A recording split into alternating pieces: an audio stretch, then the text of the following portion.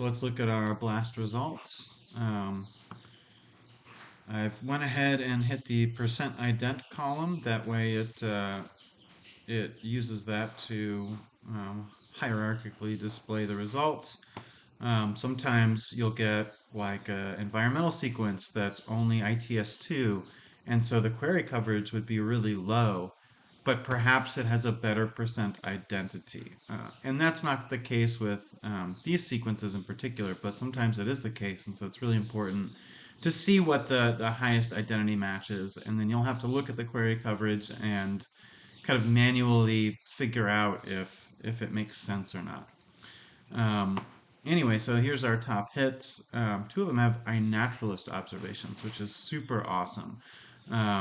Here's one that has the entire URL in the header, so it makes it really easy to just copy and paste it, and boom, here we go. This is actually one that I collected in Richmond at Point Mulati, and it was growing around the base of a bay laurel tree. And it's kind of a really unique Tubaria sequence. There aren't a ton like that. Here's the other one that has an iNaturalist observation. Let's go ahead and copy that and then paste it right here so we can have a look at that one. So here's one. Oh, Biddy actually observed this one and got it sequenced. And you can see it doesn't look super similar. These are really cryptic organisms, and so it's really important to sequence all the Tubaria you find, as boring as you may find them to look at. So this one was found in Lane County, Oregon. Okay, makes sense. So it's not too far away from us.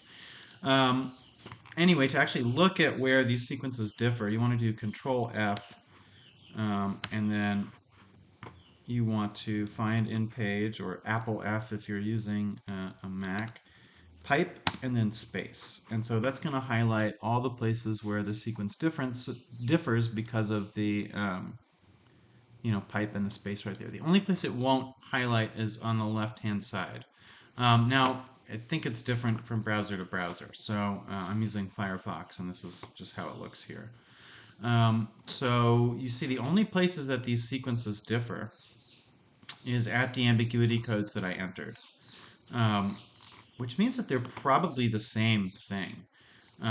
Either the sequence author here didn't include the ambiguities, or the ambiguities aren't in fact real and might just be an artifact of the unidirectional sequence that we're looking at.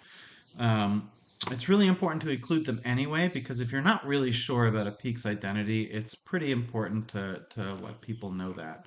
That way, if someone else has a sequence that also has a similar ambiguity, it'll actually match. And that might provide some information. There could be haplotypes of both nucleotide mixed together, and that could represent a specific population or even a specific species. I don't think it's really been evaluated deeply yet. So let's go ahead and go to the next step, which is going to be evaluating these ambiguities and making sure that they actually exist.